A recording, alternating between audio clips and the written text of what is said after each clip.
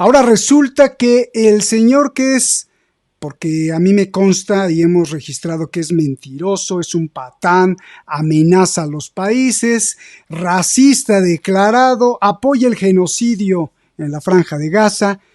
Ahora resulta que pero muy agradecido con la presidenta de México por una gigantesca idea, tremenda idea, que sería decirle a través de anuncios comerciales o anuncios patrocinados por el gobierno a los estadounidenses: no se droguen, por favor, no se droguen, no tomen fentanilo porque los dientes se les ponen amarillos o se les caen. Esto es para abrir boca, pero hay cosas gravísimas detrás de este iceberg llamado Donald Trump. Donald Trump, versión 2.0, la versión para nuestra América Latina, la versión para nuestros pueblos. Está aquí con nosotros Eduardo Bior. Y Eduardo Bior, como ustedes saben, yo siempre he estado muy agradecido con él. Lo admiro mucho y admiro mucho su trabajo, porque gracias a él también, desde que empezamos en Detrás de la Razón, nos fue metiendo con un círculo de intelectuales y va creando círculos de intelectuales para poder llevar, pues no pedacitos, sino gigantes granos de arena para el conocimiento y para la conciencia humana. Yo te agradezco mucho, Eduardo. Esto es Detrás de la Razón. Comenzamos.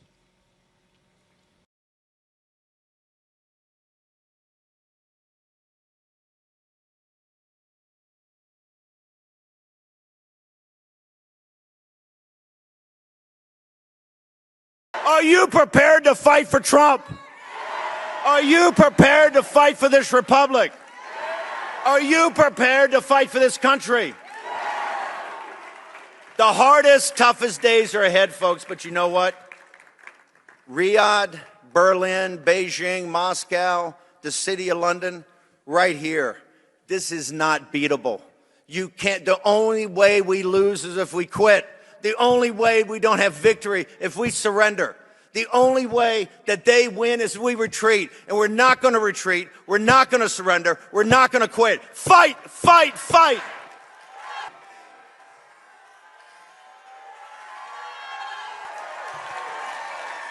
Amen.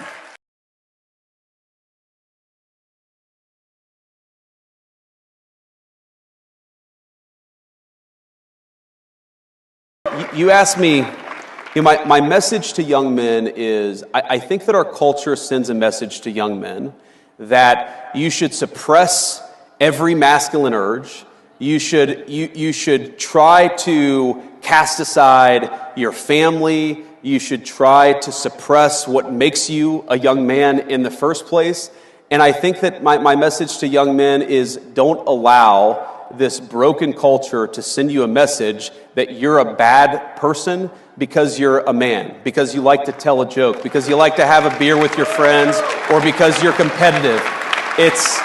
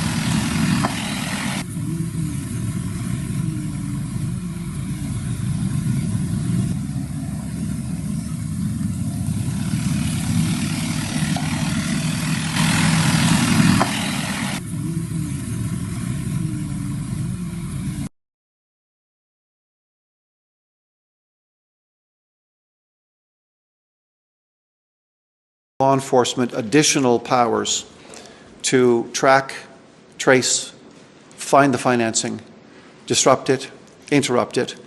It also widens the net through which law enforcement can exercise powers, as I've just mentioned in my remarks, to deal with actors who are involved. To speak plainly, we are moving aggressively, using every tool in our toolbox to take the profit out of drug trafficking. From today's listings to working closely with our United States partners to stopping the smuggling of drugs and firearms that hurt communities in both of our countries, we will continue to do all we can to keep Canada safe. Canadians should know we have a strong border and we are making it stronger. Entonces ellos pueden ponerles el nombre que ellos decidan, pero con México es colaboración y coordinación, nunca subordinación, no injerencismo y menos invasión. I was speaking to the head of Mexico because I complain constantly about people pouring in. Now our border is the strongest border we've ever had. We've gone from the worst border ever in history to the strongest border. But I was speaking to the president of Mexico, a very wonderful woman actually, and I said, we were talking about drugs, you can't let people come through your country and come into the country. You know, I was not that nice, but they understood what I was saying. And she said something that really got me. She said, I said, you're not a big drug-taking nation? And she said, no, we are not a consumer. And I said, a consumer, what an interesting word. We're not a consumer nation. We're not a consumer of drugs. I said, what an interesting, and why is that? She said, well, we have very strong family values. I said, but we do too. We do too. We have very strong, our families are devastated by what's happening with fentanyl. In speaking with her, she said about family values, I said, well, you're not really saying anything there because we have great families too. We have great family values. She said, plus we advertise a lot. I said, ooh, you mean you advertise about how bad drugs are? Yes, we do. We spend a lot of money on advertising. And I said, unbelievable. That was such a great conversation because we're going to spend hundreds of millions of dollars advertising how bad drugs are so that kids don't use them, that they chew up your brain, they destroy your teeth, your skin, your everything. And I thanked her for that. You know, I make so many calls and I never learn anything from anybody. I know everything and I never learn anything from anybody. And I spoke to this woman. As soon as she said it, she didn't have to say exactly what. I said, exactly. What a great idea. And I think we're going to have, and I saw pieces of it, we're going to go in with $100 million and then another $100 million initially.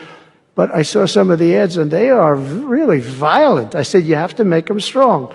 Your skin practically comes off after a period of time. You lose your hearing. You lose your teeth. It is terrible. And we show this happening to people. And I think we're going to, we did very well with, we had blue ribbon committees headed up by the First Lady of the United States and a lot of other people that, they have no idea the viciousness of these cartels and these people. And they're smarts. They're very smart, tough people. Making a fortune, by the way, an absolute fortune. But we got it down 18%, which was a record. But 18% is not great when you think about it. I think we could get it down 50 or 55 or maybe even 60% with advertising. So she really gave me something. I was going to call her and tell her that she did, but now I don't have to call her because she's going to be seeing this right now. So to the President of Mexico, thank you very much. I appreciate it. But we're going to do a great advertising campaign saying how bad it is, how drugs are so bad for you. Usted sabe que a mí me quieren disparar un misil a mi avión, que se compraron los narcotraficantes y que tienen guardado por ahí. No uno, sino 2 misiles. Sabemos quiénes son, pero hay que actuar. ¿Por qué? Me quieren tumbar rápidamente porque saben que estamos tras las grandes mafias de Colombia.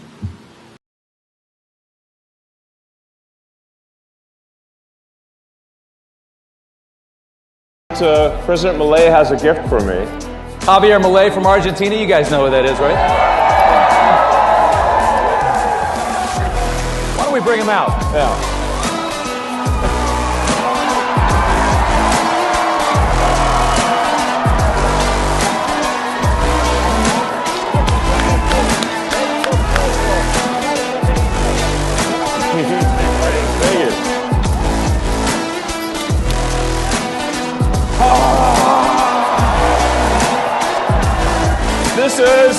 the chainsaw for bureaucracy. Chainsaw!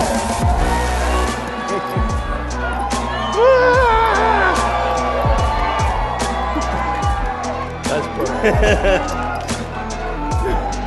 All right. I love it. Mr. President, thank you so much. All right.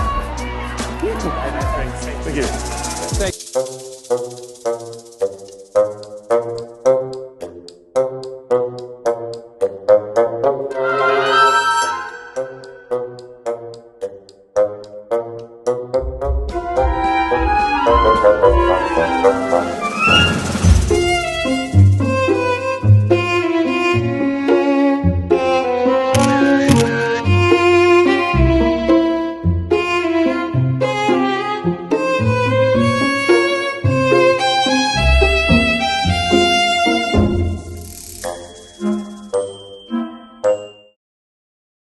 Muchísimas gracias a toda la comunidad de Detrás de la Razón, esta comunidad que nos critica, que nos hace un comentario, que nos regala un like.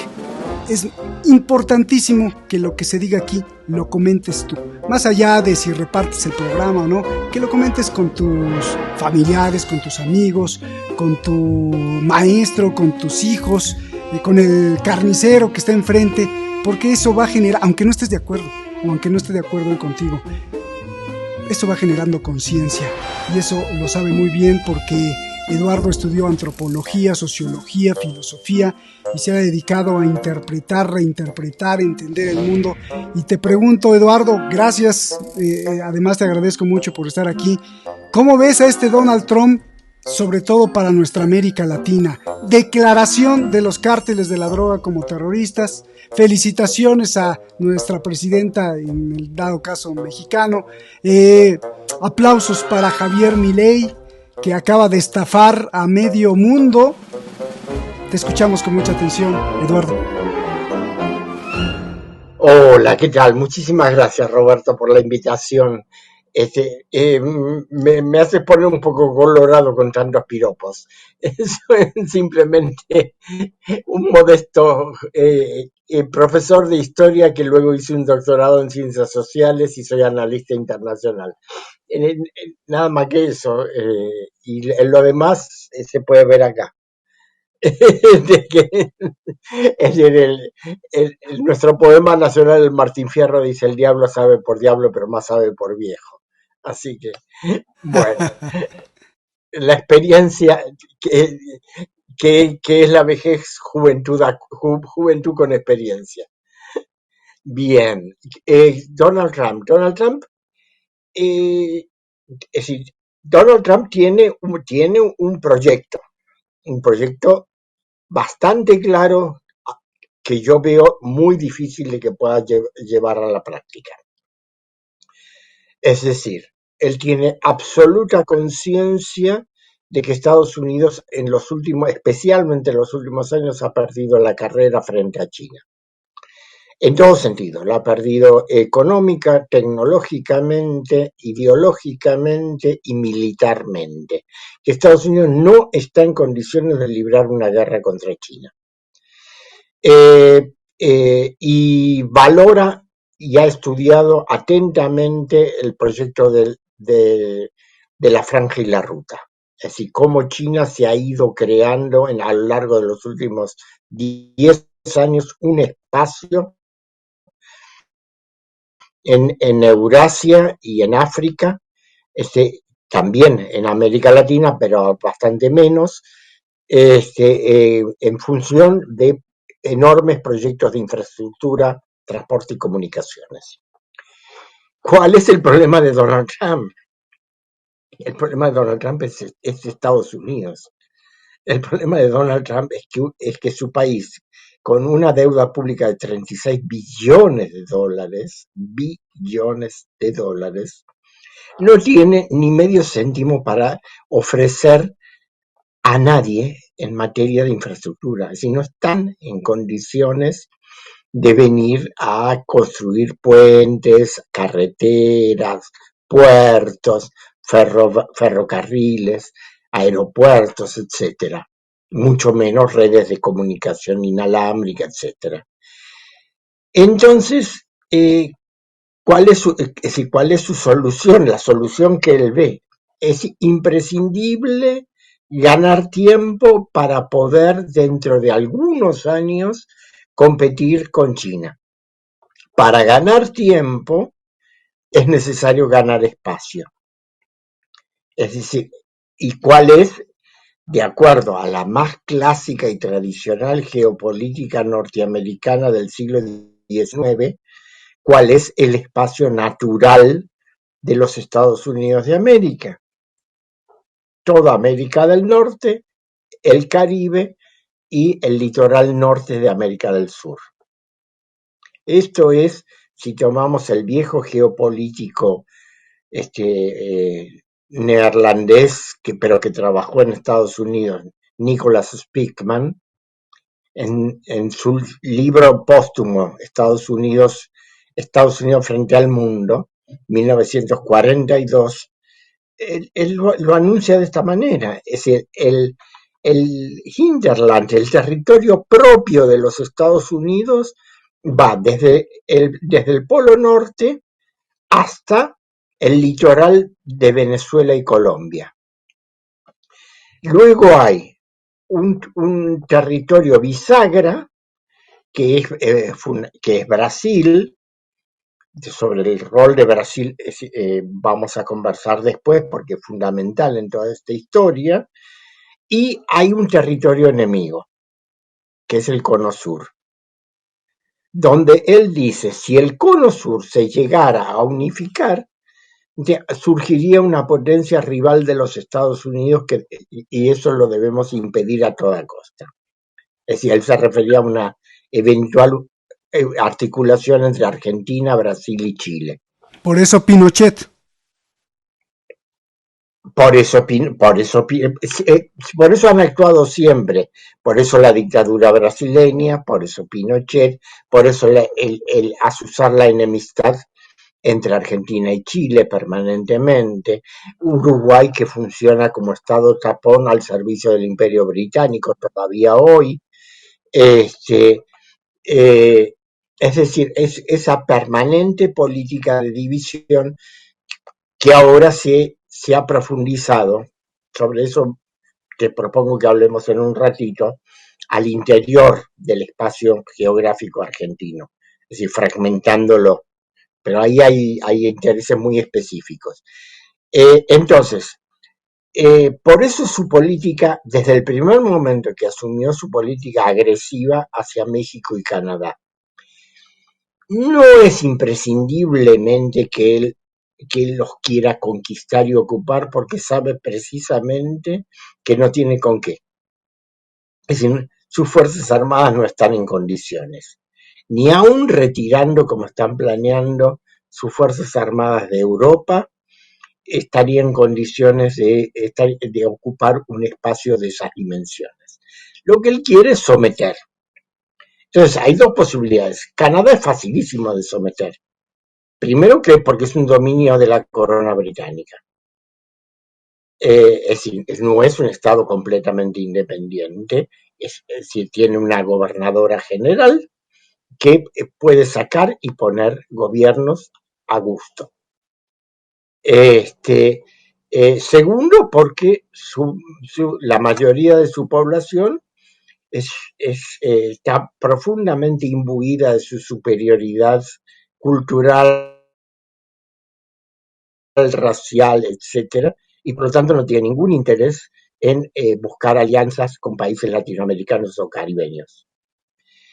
O sea, están solos y además están en una crisis política, porque el primer ministro que gobernó durante 9 años, Pierre Trudeau, anunció que no se presentará, que no se presenta a la reelección en el Partido Liberal, porque obviamente él sirvió como furgón de cola en toda la política globalista del último gobierno norteamericano y fracasó. Fracasó cumpliendo el viejo adagio de Henry Kissinger. Ser enemigo de los Estados Unidos es malo, pero ser su aliado es suicida. Entonces, ¿qué hace? La política hacia México es un conjunto, en este momento, como comprendió que el gobierno mexicano no era pan comido, es un juego de seducción y aterrorizamiento. Es decir, típico de las tácticas de poder de Trump desde las épocas en que era empresario inmobiliario. Amenaza, insulta, agrede, y en algún momento hace una sonrisa y dice, bueno, pues ahora vamos a negociar. Entonces, cuando ya te tiene bien blandito, aterrorizado, ¿qué me va a hacer? ¿Qué me va a pasar? Y ahí ofrece la negociación, obviamente en sus condiciones. Entonces, el problema con Trump es no enojarse, no hay que enfadarse, porque así es el personaje, es mantenerse sereno y firme, y mostrarle de que sí, que se puede dialogar. Tomemos el ejemplo de Putin. Es mantenerse sereno y decirle, bueno, cuando te canses de insultar, por favor me mandas algunos interlocutores válidos, gente que sepa pensar y hablar, y nos sentamos a conversar sobre intereses. Ese es el tema. Y en este tenor, ¿cómo ves? Porque aunque sea el tema, si hay alguna ley en Estados Unidos, entonces el decretar tiene un peso legal. Por ejemplo, los cárteles de la droga como terroristas. Me recuerdo un poco Irak, Afganistán, Siria, que como ya están declarados como terroristas, en su marco legal, jurídico, dentro de Estados Unidos, pues ya tienen derecho a atacar Irak, Irán, todo lo que sea o suene terrorista tienen derecho. Es también un bluff, es ladrar, ladrar, ladrar, ladrar y después cánsate, o cómo lo ves tú inserto en el proyecto, porque empezaste con una clase, con una cátedra de decir, ojo, que aquí las cosas no son tan militares como económicas. Entonces, ¿cómo se inserta todo esto dentro del proyecto económico que no solo Trump quiere, sino me imagino que sus patrocinadores también, Eduardo? Primero que no creo, yo creo que Trump tiene el mapa perfecto de todas las plantas productivas de empresas norteamericanas que están en territorio mexicano. O sea, se va a cuidar bien de destrozar la economía productiva norteamericana, dañando plantas o vías de comunicación o atacando a convoyes de camiones que transitan entre Estados Unidos y México. Es decir, eso lo va a tener bien en cuenta, pienso yo. Por el otro lado, lo que sí está seguramente trabajando es sobre la debilidad ideológica y moral de las Fuerzas Armadas y de las Fuerzas de Seguridad. Y probablemente, yo no sé cómo están los servicios de inteligencia mexicanos, pero como todos los servicios de inteligencia en nuestro continente tienen relaciones necesariamente con servicios de distintos tipos de servicios de inteligencia norteamericanos, va a tratar de incidir. Es decir, va a tratar de quebrarle a la presidenta Sheinbaum el apoyo del aparato militar y de seguridad. Los acobarda. Seguro que más de uno tiene un expediente sucio. Más de uno, porque eso en Estados Unidos también. En todo el continente pasa. Es decir, sobre eso va a pivotar. Ya vas a ver cómo va a aparecer algún general, algún almirante, que de repente lo sacan en la televisión norteamericana, pues que hizo tal cosa o que tiene tal relación con tal cártel o que, ¿no? Ese tipo de cosas. Eso va a aparecer. Es decir, van a hacer la política sucia que saben hacer todos los gobiernos norteamericanos, todos. Eso lo van a hacer. Bueno, el asunto es cubrir bien el frente interno y adelantarse y tener mucho cuidado quién está en qué puesto de responsabilidad. ¿Y cuál sería lo más grave que ves de cuando tú estás desde Argentina y escuchas a Trump declarar terroristas a los cárteles de la droga? ¿Cuál es tu impresión? ¿Por qué dices esto es grave? No, es grave realmente, primero que es una intromisión en los asuntos internos de México. Por supuesto. Está legitimando que cualquier fuerza de seguridad, porque nosotros habitualmente pensamos en las que más conocemos. Es decir, pensamos en el FBI, pensamos en la CIA, es decir, pero pensemos también en la DEA y pensemos en muchas otras, porque tanto el servicio de fronteras como el servicio, el control impositivo, como todos ellos tienen servicios de inteligencia, todos tienen agencias de inteligencia. Es decir, que pueden provocar cualquier desastre, hacer cualquier provocación para generar terror, para generar pánico en la población y que la población insisto, y muchos burócratas sobre todo, tengan miedo y presionen sobre el gobierno para que ceda. Ahí pues yo veo por ese lado el grave peligro. Y pueden también provocar a los cárteles para que los cárteles inicien una guerra.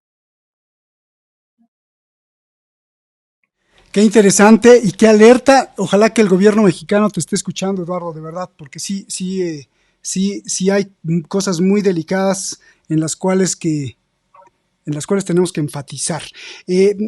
Pasamos al siguiente punto. ¿Qué nos depara como uruguayos, paraguayos, argentinos, colombianos, mexicanos, salvadoreños, nicaragüenses, guatemaltecos, todos los hermanos latinoamericanos? ¿Qué nos depara? ¿Cuál es el proyecto? Ya no los dijiste, pero ¿cuál es el método para esto? Porque hay casos concretos. No es lo mismo Argentina que Colombia que Venezuela. No es el mismo método que le van a aplicar a Argentina o que le están aplicando a Colombia o que le están aplicando a Venezuela. Ya vimos a Petro ahí, apenas empezaba Donald Trump y tratando de humillarlo a Petro. Y con respecto a esto de la humillación, te traigo a colación esto que está ahí. Dice: rosas son rojas, violetas son azules. Prácticamente yo lo traduzco así como: mira, atrévete y te damos en la madre. Perdón por la expresión, pero es que es esto y a mí me repugna esto, porque esto es una publicación que pusieron en X, en Twitter, la Embajada de Estados Unidos en México, aquí se le dice el Día del Amor y la Amistad, o el Día de San Valentín, el viernes pasado. El Día de San Valentín. Exactamente. Ajá. Y lo pusieron, o sea, como si burlándose, porque dice: rosas son rojas, violetas son azules, ven aquí ilegalmente y te vamos a deportar, sabiendo que si te agarran y te deportan. Que aparece con Trump es el jefe del servicio de frontera, ¿no? Sí, es el que le dicen el zar contra los migrantes, el cazamigrantes. Entonces, me parece que esto refleja, y a ti que te gusta mucho también la lingüística y la narrativa, me parece que esto refleja muchas cosas, como todos los que están a partir de la frontera sur para abajo, pues son menospreciados, son humillados, es un racismo a la máxima expresión. Si te atreves a venir aquí olvidando su historia, olvidando que que esa nación se construyó con migración, olvidando que esa nación se construyó con indocumentados, y no le preguntaron a los apaches si podían llegar, sino más bien los arrasaron.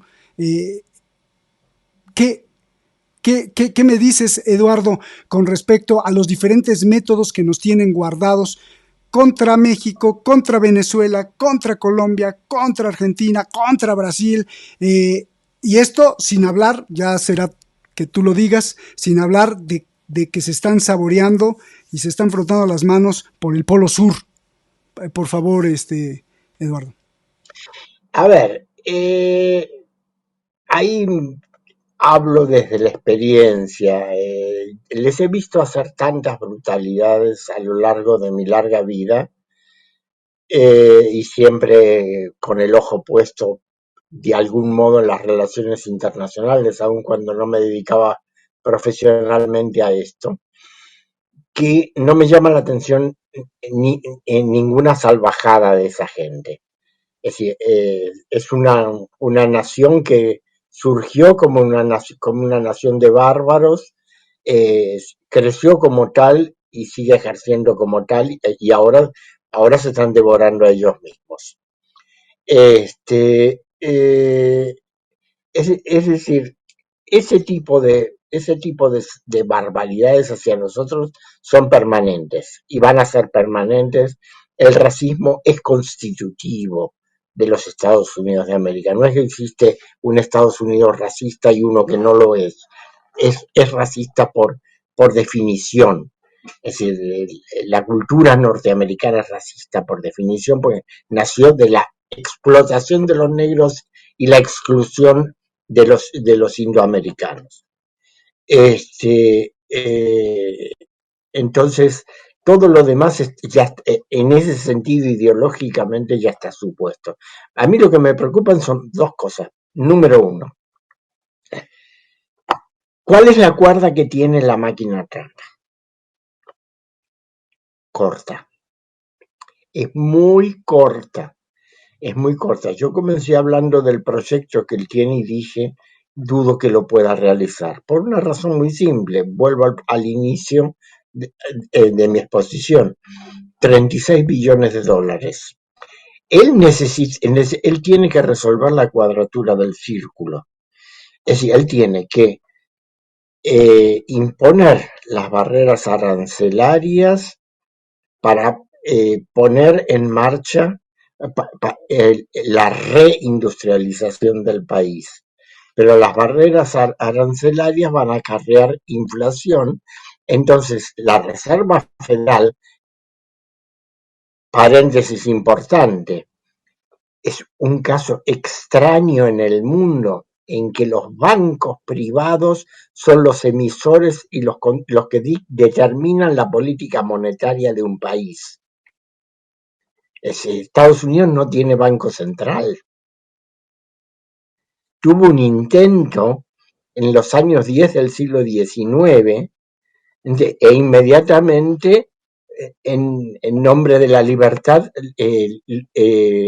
disolvieron ese banco de los Estados Unidos. Es decir, la moneda está controlada por los tiburones, por aquellos que quieren ganar de la usura a costa del trabajo del pueblo norteamericano.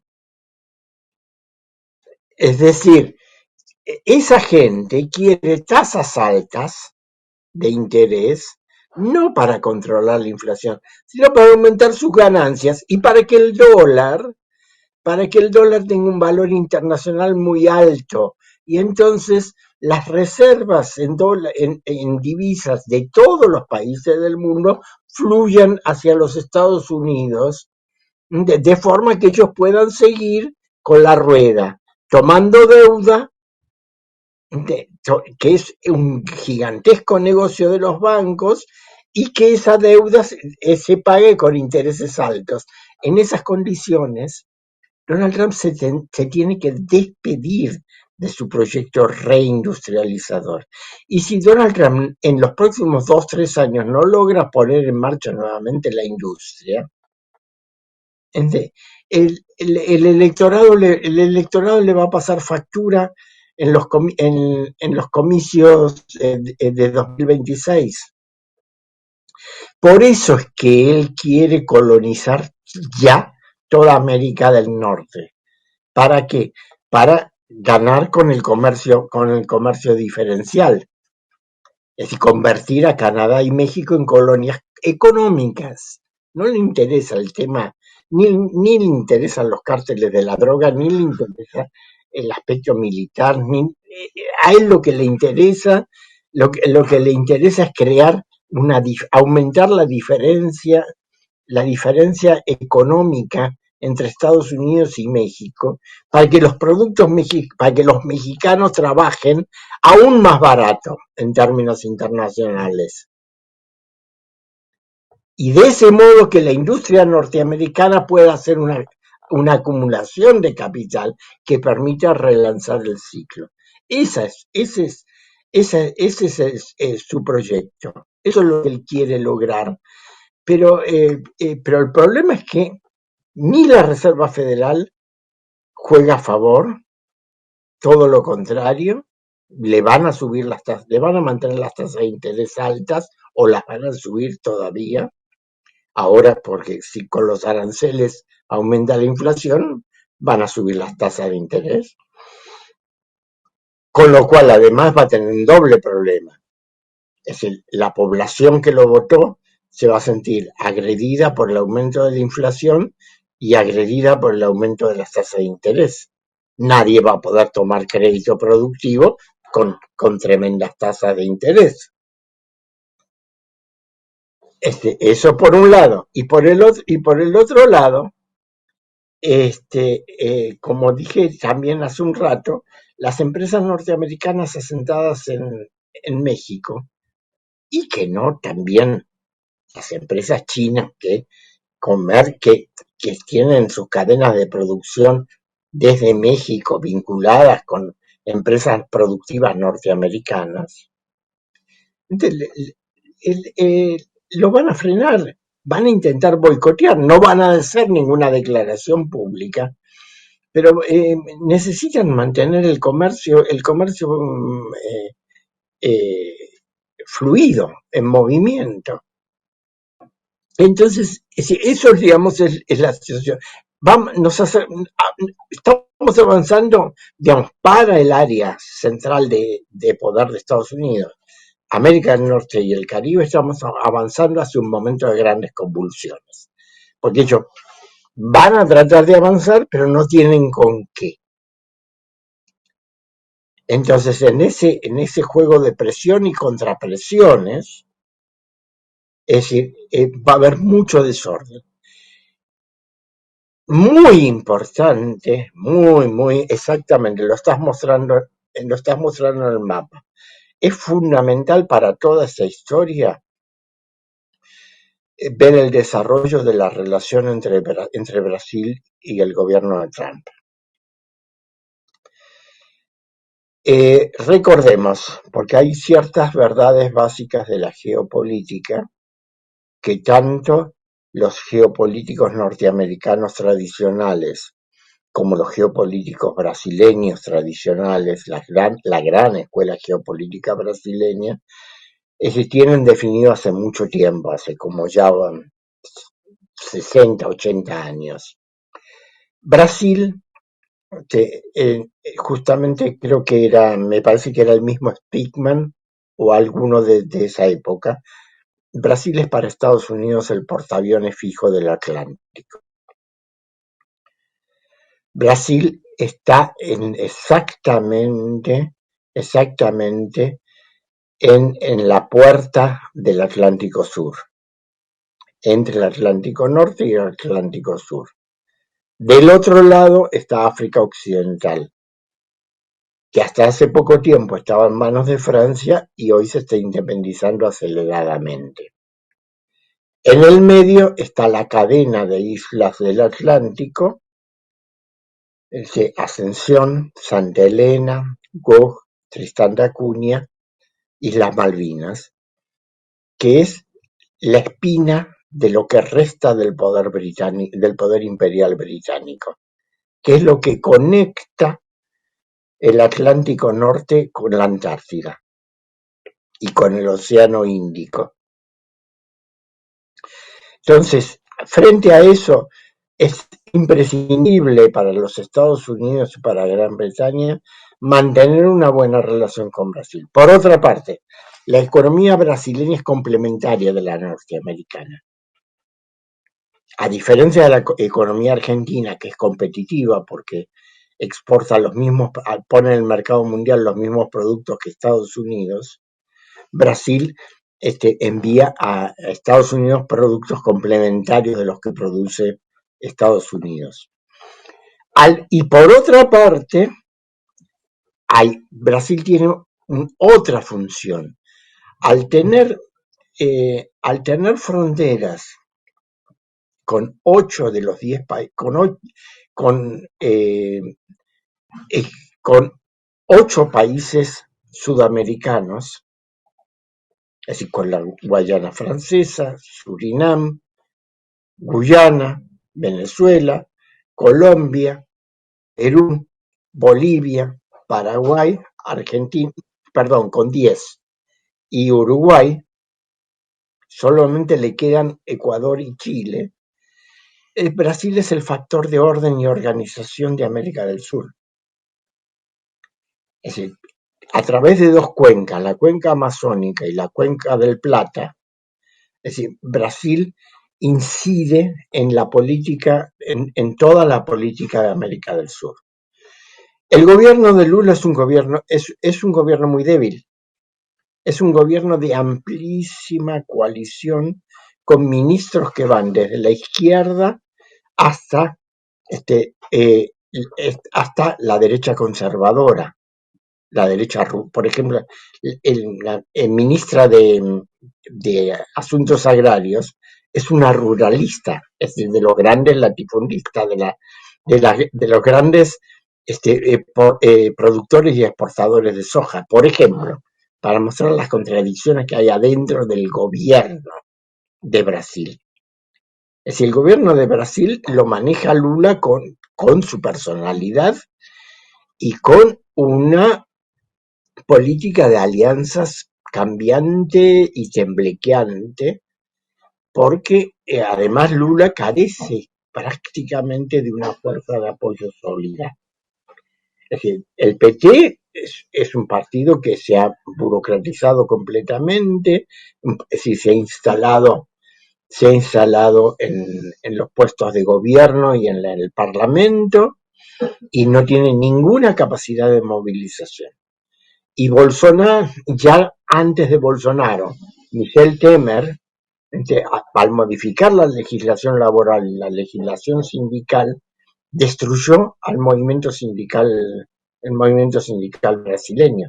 Hoy los sindicatos brasileños no tienen aportes, tienen que recaudar persona por persona los aportes de sus afiliados.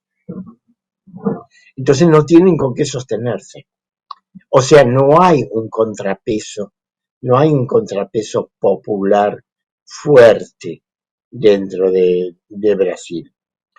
Ante esa situación, el peligro golpista sigue latente. Es decir, el bolsonarismo, si bien perseguido desde un sector de la justicia brasileña, tiene poder dentro del ejército, es un poder muy fuerte dentro del ejército, tiene poder en el Parlamento, un poder muy fuerte en el Parlamento, y tiene poder criminal. Es decir, poder a través de su relación con el primer comando de la capital, que es la organización de narcotráfico más grande del mundo. Así que controla todo el camino que viene de Colombia, especialmente controla el territorio paraguayo y actualmente sospecho yo buena parte del argentino y uruguayo. Y de ahí maneja las rutas hacia Europa. Entonces, en esas condiciones, Trump todavía no empezó a actuar sobre Brasil. Si tiene un par de asesores inteligentes, puede crearle bastantes problemas a Lula. Del resto de América del Sur no se ocupa. Lo cual, y ahí pasamos al otro lado, es pan comido para la República Popular China. Desde que subió Trump, China multiplicó por 4 sus créditos para infraestructura en América del Sur. En un mes y poco.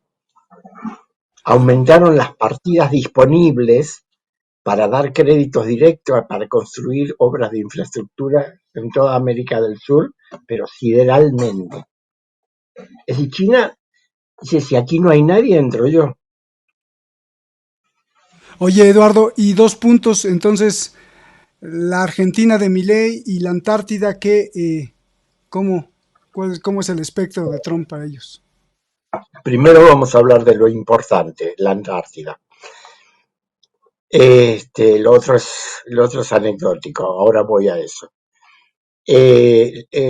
La Antártida. La Antártida está regida por el Tratado Antártico de 1959, que después de su prolongación a fines del siglo XX, rige hasta 2048.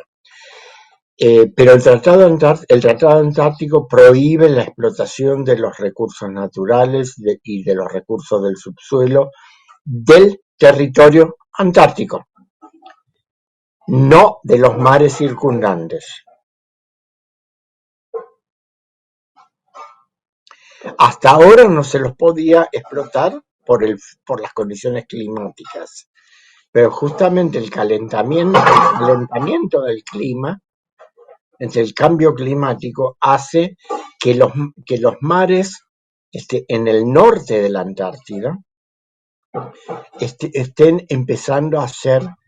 se ha producido lo siguiente, hay una migración de especies marinas hacia los mares circunantárticos, sí, especialmente en el área frente al Atlántico.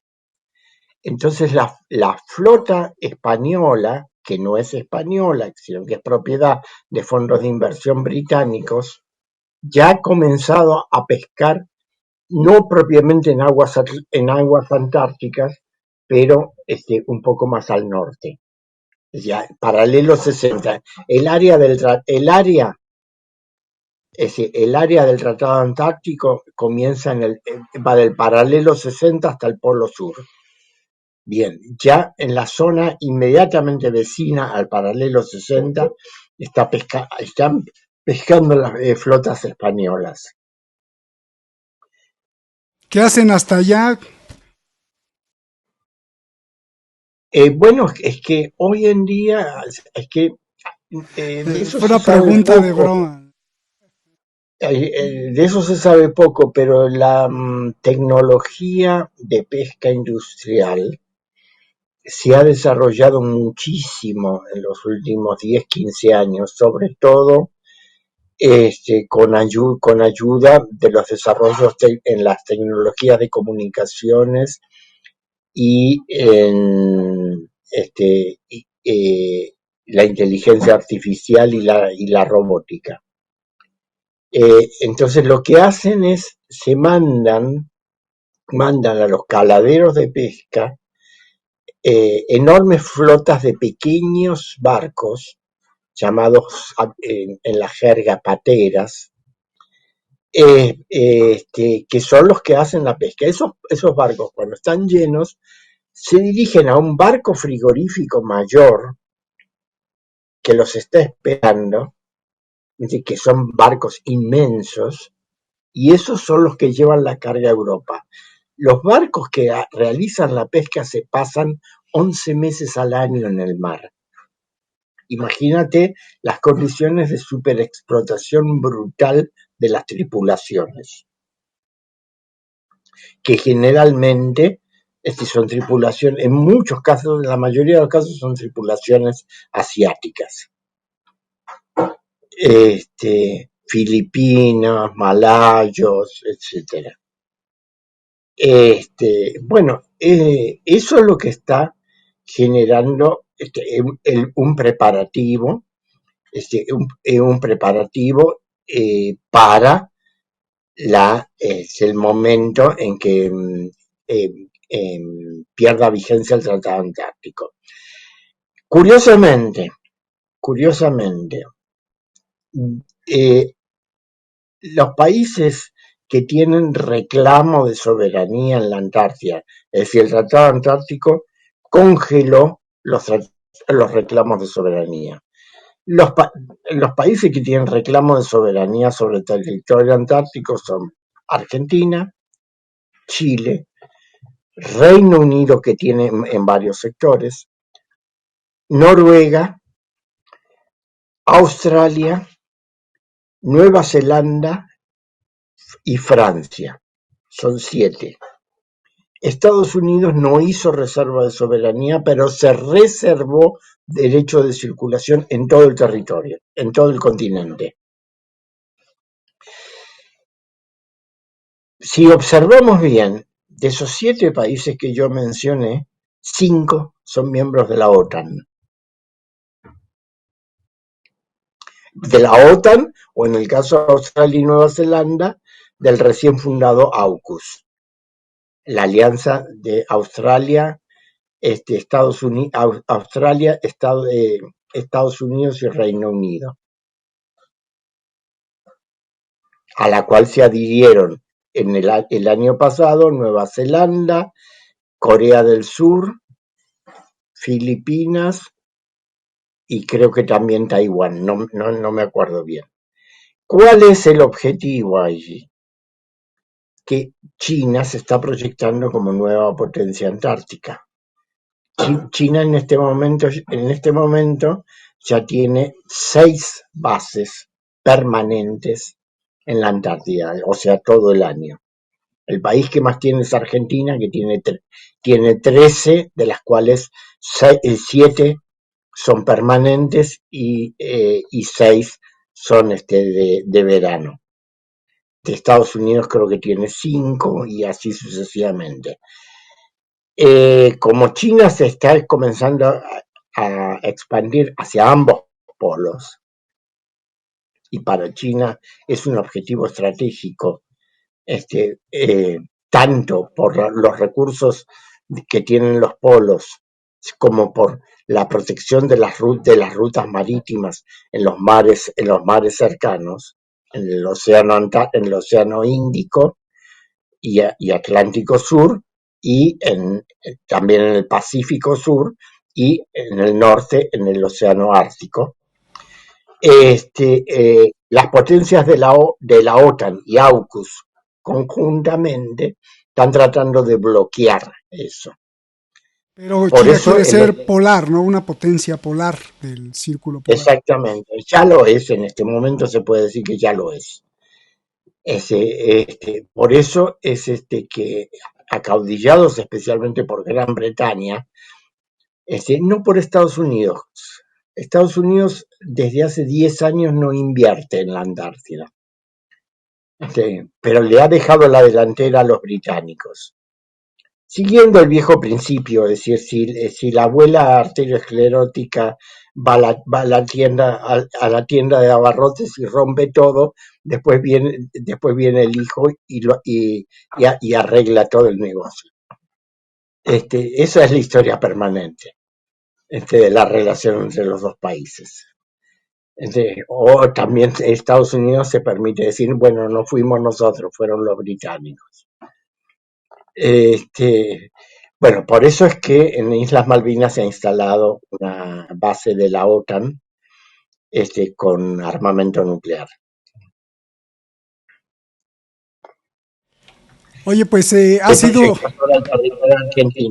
Y ahora entonces se puede hablar de la anécdota Milei. Exacto, o sea, nos has dado una clase de cartografía política, militar, estratégica de las potencias.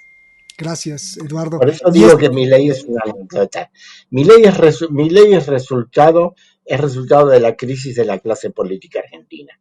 Es decir, una democracia muy débil, condicionada precisamente por las limitaciones de soberanía que le impuso la derrota en la Guerra de las Malvinas y la pérdida de control sobre grandes sectores del territorio. Como un ejemplo, si la Fuerza Aérea Argentina quiere hacer un sobrevuelo en la Patagonia, tiene que informarle a Gran Bretaña, por ejemplo, para que se vea. Además hay una enorme, gigantesca extranjerización de tierras en la Patagonia.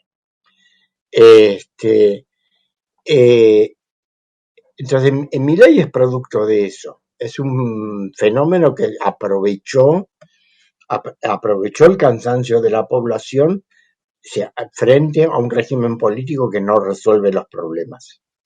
Y punto. Por lo demás, yo lo dije, recuerdo el día de la elección de Milei en 2023, yo estaba me invitaron al estudio en Buenos Aires de televisión rusa y dije, es una banda de forajidos. Me miraron todos porque no pareció una categoría muy política, pero se comprueba. Es decir, gente que llegó con lazos que todavía no se analizaron con el narcotráfico, para saquear y destruir el Estado nacional por adentro, desarticularlo y hacerlo incapaz de todo control regulatorio de la sociedad. Es decir, esa es la función y la están cumpliendo aceleradamente, muy rápido, apoyados por un aparato mediático gigantesco. Tuvieron al principio un enorme aparato, un enorme apoyo de la embajada norteamericana. Después, cuando Milei empezó a definirse, porque Milei no tenía, es decir, todo el discurso anarcocapitalista de Milei es puro teatro. Es decir, él no tiene ni una ideología determinada. Su ideología es el bolsillo y su bolsillo lo administra su hermana. El hecho de que está comprobado ahora de que cuando un empresario quiere una entrevista con el presidente tiene que pagar, y el dinero lo recauda la hermana, es demostrativo de cómo es la situación.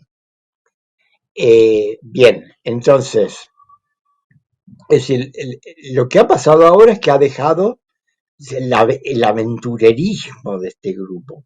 Es decir, han llegado demasiado lejos y han cometido el gravísimo error de dañar a inversores norteamericanos. Y eso es algo que no se hace. Es decir, eso es algo que les va a traer muchos problemas. Vamos a ver cómo le va ahora en este viaje. En este momento está ahí en Estados Unidos para asistir a la conferencia de acción política conservadora, intentando una negociación desesperada con este joven norteamericano que inventó y que pergenió esta moneda meme, porque no es una moneda virtual, es una moneda meme. Es una moneda sin ningún respaldo ni control de cadena de datos. Entonces, y van a ver que quieren acceder al dinero. Se calcula que son unos 100 millones de dólares. No es mucho en realidad, en comparación con lo que han robado en otros, es decir, en otros negocios que han hecho con grupos empresarios sumamente dudosos y de entidad legal más que dubitativa. Estos 100 millones de dólares no son muy importantes. Lo que pasa es que justamente ahora han dañado a ciudadanos norteamericanos. que son una buena cantidad, creo que son cerca de 30.000. Entonces, esto, digamos, yo creo que les va a costar. Les va a costar y no sé hasta qué punto va a llevar Trump su apoyo, porque tampoco Trump tiene interés en incinerarse internamente. Si bien no se lleva bien con Wall Street, tampoco tiene ganas de abrir una batalla extra solamente para defender al payaso este. Es decir, yo anticipo, es decir, no va a caer por esto. Todavía tiene una cuota importante de apoyo. La población argentina lo registró, ellos pensaban que no. El 90% de los encuestados están informados sobre el escándalo. Le ha producido ya una pérdida de un 10 a 15% de apoyo en su propio electorado. Pero todavía no tiene una ruptura, no hay una ruptura completa como para que se produzca una crisis política interna general. Lo que pasa es que esto va a traer consecuencias sobre la situación financiera, que es sumamente endeble. O sea, Argentina tiene reservas negativas, es decir, en 10 u 11 mil millones de dólares, y depende permanentemente de flujos de capital de todos lados, de la magia que hace el ministro de Economía, que es un criminal de 7 suelas. Sí, es un criminal, es un estafador serial, el Luis Caputo. Bueno, esa es la situación, es una situación de una crisis política terminal que no termina de desencadenar, de explotar. Es como cuando hay una infección generalizada en una persona y no termina de aparecer como para que se la pueda tratar. Bien, pues muchas gracias. Vemos un influencer argentino que también apoyó a este señor payaso. Pues muchas gracias, Eduardo. Excelente, clarísimo, la radiografía de la versión 2.0 de Donald Trump para todos nosotros. Te lo agradezco muchísimo.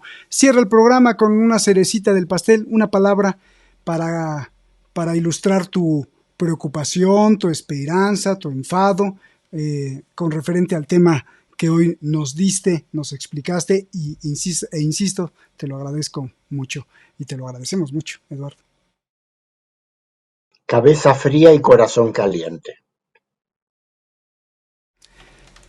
¿Por qué? ¿Por qué cabeza fría y corazón caliente? Cabeza fría porque estamos viviendo tiempos muy convulsos, y los próximos tiempos van a ser aún más convulsos. Vamos a transitar terrenos terriblemente peligrosos en todo el continente, incluidos los Estados Unidos. Y corazón caliente, pues, porque no hay que perder lo más importante, que es la esperanza. Hay uno en Roma que parece que ahora se está recuperando y que se ha encargado mucho de devolver la esperanza. Aprendamos un poquito. No solo... ¿a quién te refieres con eso, Eduardo? Al Papa. Me refiero al Papa Francisco, que parece, gracias a Dios, que está saliendo de su neumonía, y que parece que todavía va a molestar un poco a los poderosos. Muy bien. Exactamente, no hay que perder el corazón caliente, la alegría, no solo la alegría de vivir, sino también la alegoría de la vida. Gracias, Eduardo. Un abrazo gigante, de verdad, hermano, con muchas gracias. Placer, Roberto. Y no son piropos. Como siempre, es un gusto, realmente. No son piropos, es la realidad. Un abrazo, cuídate mucho. Y a ti que nos ves en cualquier parte del mundo, muchísimas gracias. Nos vemos hasta la próxima. Gracias y buenas noches.